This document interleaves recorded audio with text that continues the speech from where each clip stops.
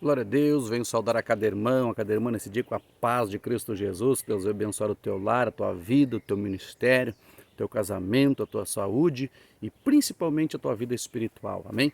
Nesta manhã, mais uma vez, trazendo uma palavra, orando, buscando ao Senhor, né? Deixando de ser joio para ser trigo, ou para se manter-se como um trigo, amém? Quero deixar para os irmãos o Salmo 107, versículo 11 e 12, que é o texto-chave da mensagem que venho trazendo há meses, né?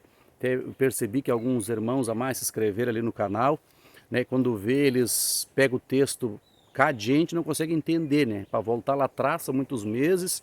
Então o texto-chave, para quem não sabe, é o Salmo 107, versículo 11 e 12, que nos diz que desprezamos o conselho do Altíssimo e andamos contra a palavra de Deus. E isso faz nós entrar em cadeias espirituais, amém? Fechei minha Bíblia um pouquinho, porque aqui deu uma pancada de chuva recém e as árvores estão pingando, né? Então eu vou ler o texto, vou fechar a Bíblia para não molhar, que as árvores ainda estão caindo uns pingos, amém? Mas que sejam de glória esses pingos em nossas vidas. Então, este é o texto-chave desse texto que vem trazendo há meses, né? Salmo 107, versículo 11 e 12, diz que entramos em cadeias espirituais. Como sair, como escapar, como se manter fora da cadeia, então, né? Temos ministrando também o Mateus, capítulo 13, a parábola do joio e do trigo. Hoje eu quero ler Marcos, capítulo 8, no versículo 31 em diante. Marcos 8, 31 em diante. Então começou a ensinar-lhes que importava que o Filho do Homem sofresse muitas coisas, rejeitado pelos anciões, pelos principais sacerdotes e pelos escribas, fosse morto e depois de 3 dias ressuscitasse. Ele dizia abertamente estas palavras, um pouquinho, irmão, está pingando forte aqui. Essas palavras, no 32, ele dizia abertamente essas palavras. E Pedro, chamando-o à parte, começou a repreendê-lo. Jesus, porém, voltando-se, olhando para os discípulos, repreendeu a Pedro e disse: para trás de mim, Satanás, tu que não pensa nas coisas de Deus, mas sim nas que são dos homens. Amém? Glória a Deus. Então aqui Jesus foi duro com Pedro, né? Porque Pedro precisava ver aquilo ali. Jesus chamou Pedro de Satanás, o futuro pastor da igreja, né? Iria pastorear o rebanho do Senhor. Então Pedro disse aquilo. Para que Pedro disse, né? Por que Jesus disse que Jesus disse que Satanás estava agindo na vida de Pedro? Porque ele disse para Jesus não ir para a cruz. Você está entendendo? Né? Isso, Pedro era o joio ali, Pedro era joio. Mas Jesus transformou o joio em trigo. Ele transformou Pedro, né, como se diz, no Pedrão, transformou Pedro. De lobo ele fez ovelha de Jesus. Não, então nós estamos chegando no Natal. Jesus veio com esse propósito de morrer. Você está entendendo? Quando você pensa no Natal agora, dia 25, que é uma data estipulada pelos homens, você deve pensar qual o propósito do Natal. Por que Jesus veio? Para quê? Para tirar o meu pecado e o teu, para nós não viver no pecado. Então, o que Pedro disse? Tem piedade de ti, Senhor. Você está entendendo? Hoje não tem, as igrejas não estão assim? Não tem muitos pastores assim, não. Já vou falar de mim, né? O Moisés está forçando a barra. Já vou falar da minha pessoa para não falar dos outros. Moisés é quadrado, né? O Moisés está inventando coisas. Não. A Bíblia diz que o mundo jaz do maligno.